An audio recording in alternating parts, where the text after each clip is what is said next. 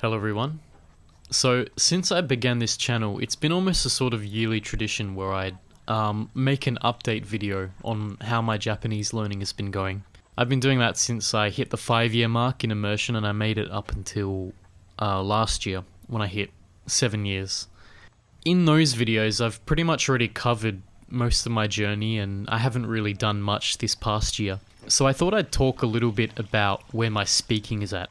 Essentially the strengths and the limitations I have, and just to altogether give a realistic portrait of like how well I can speak after immersing for this amount of time, right?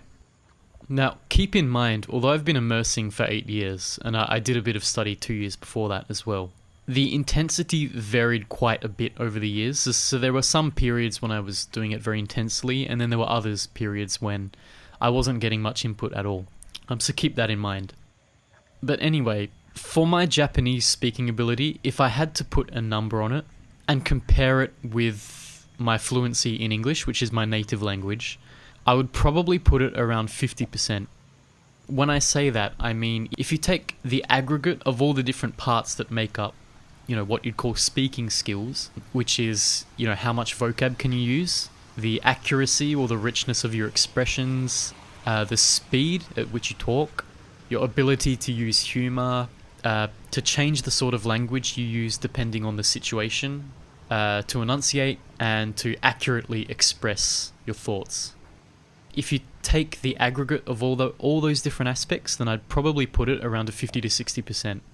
Now that may not sound like a lot, but when you consider just how naturally and how intuitively you can use your native language and how much time you've been exposed to it, for hours and hours every day for decades, and how much speaking you've done in that language too. I think for a couple of years of immersion, I think it's actually a pretty decent level. I think if I had have spoken more, if I had have been in this situation where I was speaking hours and hours every day, it might be even higher, it might be like 70, 80% even, maybe even 90%, who knows. But for the time being, I'd put it around 50%. So essentially basic conversation is fine. I don't have a problem with it. And not only that, I've been told that I sound very natural as well. I do talk rather slowly. I feel like the words don't come out as fast and as easily, obviously, as in English. And sometimes I can't find the right words, but usually I don't have a problem communicating with people and just having a normal conversation, So if you consider the type of conversations you have when you're sitting down with friends and just chilling out, just, rambling about all different topics about life or whatever. So that I pretty much have no problem with, although compared to English, I can't always, express my thoughts as accurately. And sometimes, it takes longer to get to the point, whereas with English, I might be able to make my point in, say, 10 seconds. With Japanese, it might be a bit more long-winded, a bit more all over the place, but I can still get my point across, even though it might take longer sometimes. And also sometimes, someone will ask me a question, right? And it will actually take me longer to, I'll have to think for longer about what I'm going to say. So I might pause for 5 seconds before responding. And there might be a few more ahs and ums, Yeah, but in general, basic conversation is fine. And I actually, I can derive enjoyment from it as well. I don't really need to be concentrating really hard on getting out correct and accurate language, because I can to some degree actually enjoy, the act of conversing. Now, more precise language and longer sentences I do find are quite a bit more difficult. So when I'm talking with people, I tend to use very short sentences, right? Whereas, actually expressing more complex thoughts with longer and more complex sentences and more precise language is a lot harder. But nonetheless, there are exceptions I've noticed for certain topics, and these are the topics that I immerse in a lot. So these days when I'm listening or when I'm reading, it's almost exclusively stuff to do with kind of international affairs and news and stuff, a little bit of history too.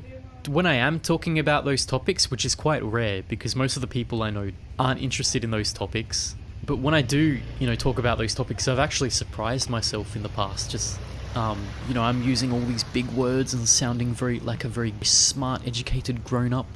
And I've even impressed myself, wow, I didn't know I could use that word. I didn't know I could make that sort of construction in the language.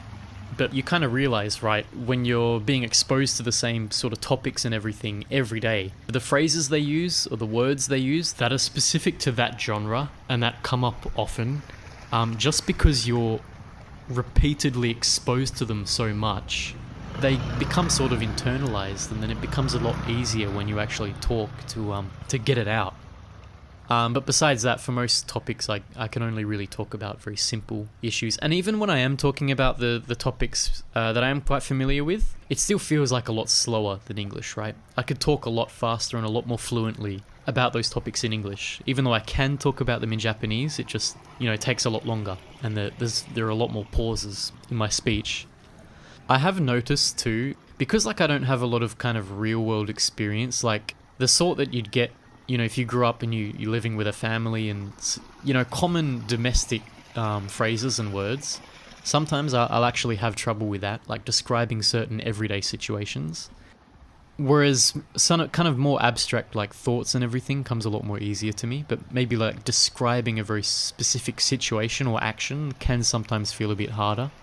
So that's the thing when you're learning with immersion, right? You're going to have these certain topics in which these certain topics that you're interested in, that you immerse in a lot, that are going to come to you a lot easier when you go to output about those topics.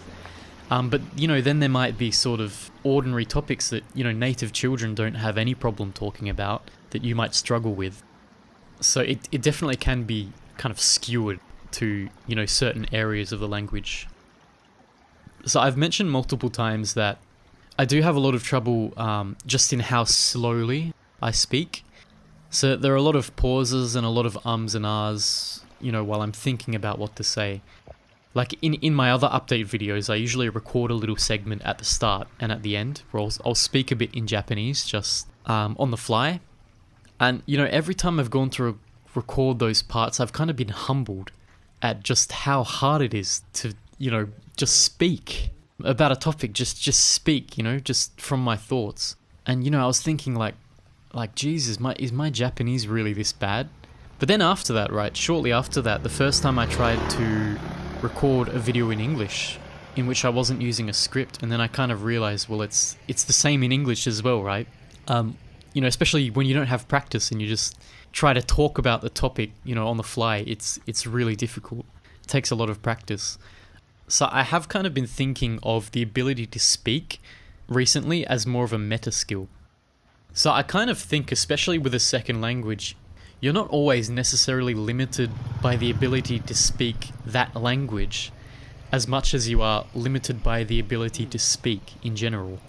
There is definitely that aspect of speaking as a meta skill, Another thing as well is that Japanese often still feels like a tongue twister.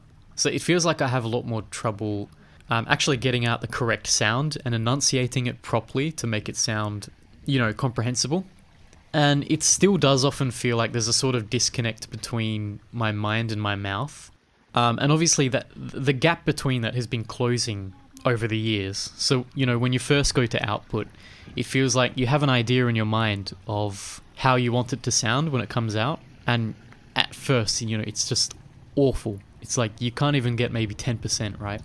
And I feel like over the years, you speak more, and that's the ability to have your mouth produce the sounds that your mind wants and the sentences that your mind wants. It kind of increases very gradually, right? So it might have started at 10% and now it's, 60% or something.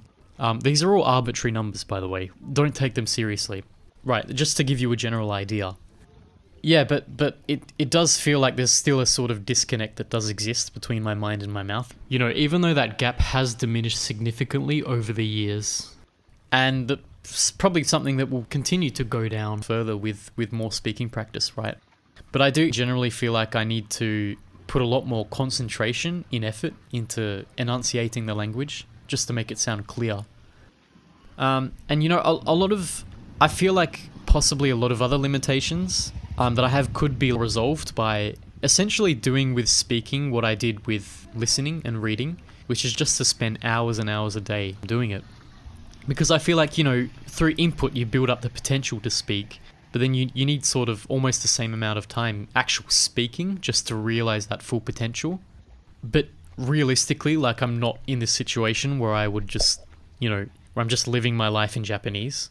So that's probably not going to happen. Which is fine too, because I'm pretty satisfied with where I am now. I'm not the most fluent or not the most articulate person in Japanese, but that doesn't matter because I can have a conversation, I can make friends, I can, talk about the topics that I'm interested in. And when I do talk to people as well, I feel like they realize, especially if they're people who know me well, they realize that they don't really have to hold back when they're speaking. So they don't have to think about, oh, can I use this word? He might not understand. I do feel like they speak to me as if I'm, like I'm a normal adult, right? Not like I'm some dumb kid or something, or, a stupid foreigner. And the fact that I have been at a level for a while now where I can live my life in the language, I can understand all the content that I consume, and I can maintain friendships and have normal conversations in the language. I mean, what more could you want? That was pretty much the goal that I had when I set out, and I think that's the goal of most language learners. So in that sense, my language learning journey has been a total success. If you want to actually hear my Japanese spoken, you can check my other update videos. You can just hear me rambling in Japanese at the end of those videos for a few minutes.